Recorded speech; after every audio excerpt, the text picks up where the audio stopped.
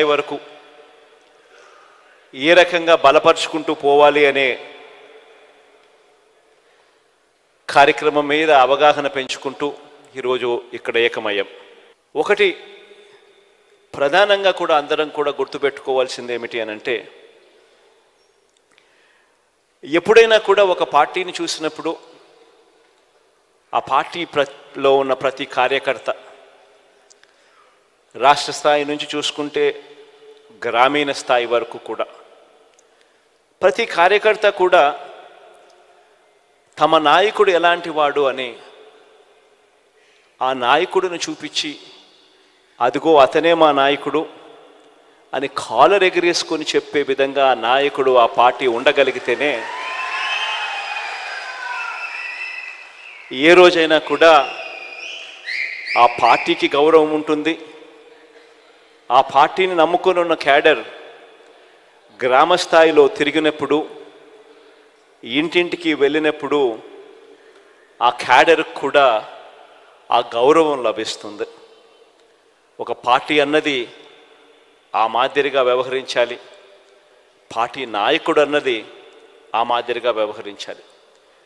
ఈ వ్యవహరించే అంశంలో ఇందులో మరీ ముఖ్యమైన అడుగు ఏమిటి అంటే విశ్వసనీయత అన్నది. ఈరోజు నేను గర్వంగా కూడా చెప్తా ఉన్నా,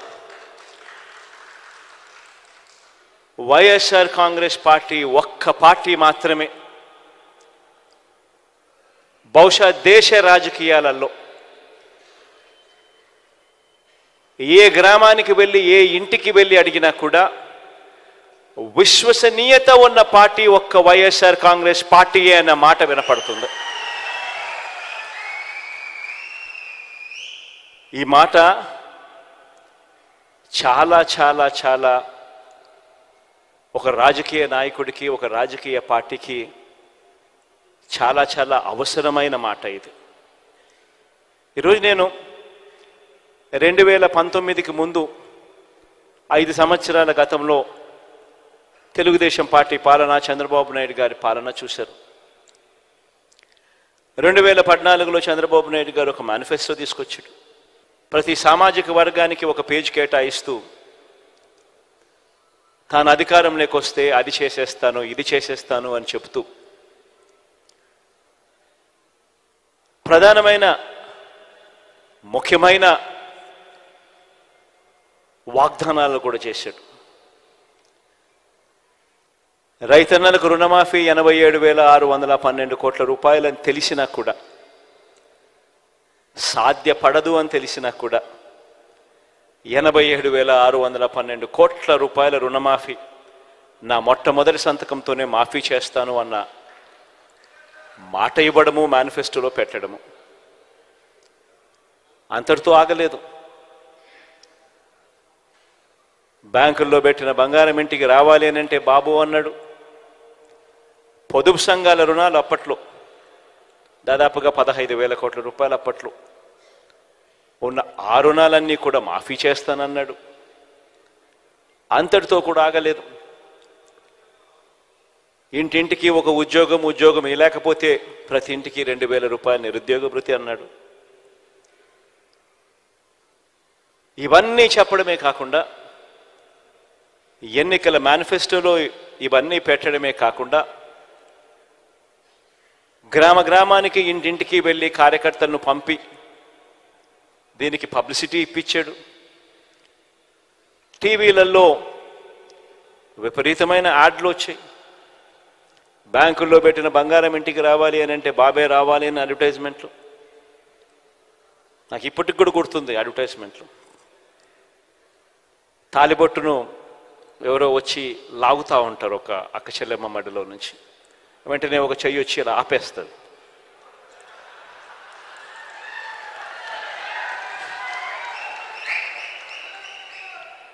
ఆపితే వెంటనే మాటలు వెనకాల నుంచి, బాబు వస్తాడు, బ్యాంకుల్లో పెట్టిన బంగారం ఇంటికి వస్తుంది అని. రకరకాలుగా ఇలాంటి వాగ్దానాలు. 2014లో చంద్రబాబు నాయుడు గారు ఇలాంటి మాటలు చెప్పినప్పుడు మన పార్టీలో కూడా చాలామంది శ్రేయోభిలాషులు కూడా నాకు కూడా చెప్పారు, పోయేదేముంది, ఆయన చెప్తా ఉన్నాడు, సాధ్యం కాదని తెలిసిన ఆయన చెప్తా ఉన్నాడు, మనం కూడా చెప్దాము, పోయేదేముంది, ఎన్నికలు అయిపోతాయి, మన సంగతి మనం చూస్తామని చెప్పి చాలామంది నాతో కూడా అన్నారు. మన పార్టీలోనే ఉన్న వాళ్ళే. తప్పు కూడా కాదు, నేను వాళ్ళకు కూడా తప్పు కూడా అని ఎప్పుడు నేను అన్నాను. ఎందుకంటే వాళ్ళు చంద్రబాబు నాయుడు ఒకవైపున అబద్ధాలు ఆడుతూ ఉన్నాడు, కాదు సాధ్యమని తెలిసినా కూడా మోసం చేస్తూ ఉన్నాడు. మనమేమో నీతిగా నిజాయితీగా యుద్ధం చేయాలని మనం అంటా ఉన్నాం. ఈ మాదిరిగా యుద్ధం చేయడం కుదరదు అని నాకు సలహాలు కూడా ఇచ్చారు. కానీ నేను అన్నా, విలువలు విశ్వసనీయత అన్న పదానికి అర్థం చెప్పా. చేయగలిగిందే మనం చెప్పాలి, చెయ్యలేము అని తెలిసినప్పుడు నోట్లో నుంచి ఆ మాట రాకూడదు అని చెప్పి.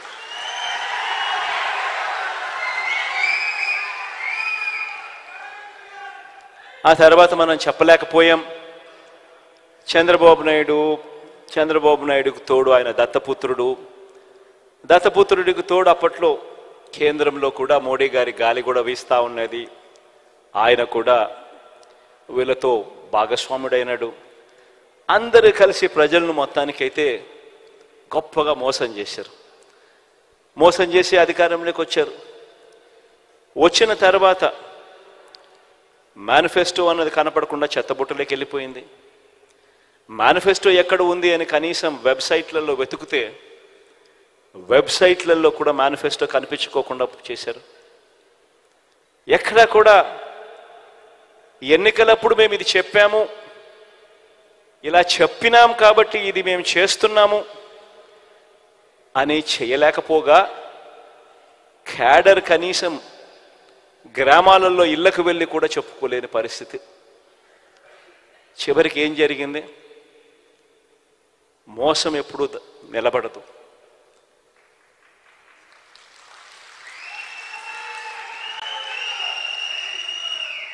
చివరికి ప్రజలు ఎంత దారుణమైన తీర్పు ఇచ్చారు అని అంటే, చంద్రబాబు నాయుడు గారి పార్టీ తరపున ప్రజల్లోకి వెళ్ళి క్యాంపెయిన్ చేయడానికి చంద్రబాబు నాయుడు గారి క్యాడర్ కూడా గ్రామంలో ఉన్న ఇళ్లకు కూడా వెళ్ళలేని పరిస్థితిలోకి ఆ క్యాడర్ దిగజారిపోయింది. క్యాడర్ అంటే ఫలానా నాయకుడు మావాడు అని చెప్పి కాలర్ ఎగరేసుకొని చెప్పాల్సిన పరిస్థితి నుంచి ఫలానా నాయకుడు మావాడు అని చెప్పడానికి భయపడి ఏకంగా గ్రామాలలో ఇళ్లకు కూడా వెళ్ళి చెప్పాలంటే కూడా భయపడే పరిస్థితిలోకి క్యాడర్ పోయింది. ఎన్నికలు అయిపోయాయి. 2019 మళ్ళా చంద్రబాబు నాయుడు గారిని నమ్మిన ప్రజలందరూ కూడా మోసపోయిన పరిస్థితిలో ఎన్నికలు జరిగాయి. 2019లో మళ్ళీ మేనిఫెస్టో అన్న అంశం మీద వచ్చింది. 2019లో మనం మేనిఫెస్టో తీసుకొచ్చాం. కేవలం 2 పేజీల మేనిఫెస్టో తీసుకొచ్చాం. 2 పేజీల మేనిఫెస్టో. ఎందుకనంటే ఆ మేనిఫెస్టో అనేది ప్రజలకు గుర్తుండాలి, మనకు గుర్తుండాలి. ఆ తర్వాత అధికారంలోకి వచ్చిన తర్వాత ఆ మేనిఫెస్టో మనం తీసుకొచ్చేటప్పుడు కూడా నేను నా పాదయాత్ర సందర్భంగా ఈ మేనిఫెస్టోకు సంబంధించిన అంశాల గురించి మాట్లాడుతూ ఉన్నప్పుడు కూడా మన పార్టీలో ఉన్న వాళ్ళు కూడా కొంతమంది నన్ను అడిగారు. నాకు ఈ రోజుకి కూడా గుర్తుంటుంది ఎప్పుడైనా ఇటువంటి మాటలు అయితే. అప్పల్ నర్సయ్య అయితే నాతో విజయనగరం జిల్లాకు పోయినప్పుడు, అప్పల్ నర్సయ్య వచ్చినాడో లేదో నాకు తెలియదు, కానీ ఇక్కడ అప్పల్ నర్సయ్య అన్న మాట నాకు గుర్తుంది. అన్నాడు, నాతోనే అన్నాడు, ఇవన్నీ సాధ్యమేనా అని. అప్పల్ నర్సయ్యతో నేను అన్నా, ఇవన్నీ ఖచ్చితంగా చేసి తీరుతామన్నా అని చెప్పి.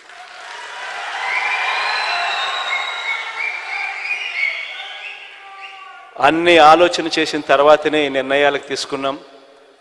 అన్ని ఆలోచన చేసిన తర్వాతనే వీటి గురించి ప్రస్తావిస్తూ ఉన్నాను. ఇందులో చెప్పిన ప్రతి మాట ఖచ్చితంగా నెరవేరుస్తానన్నా అని చెప్పి నేను చెప్పాను.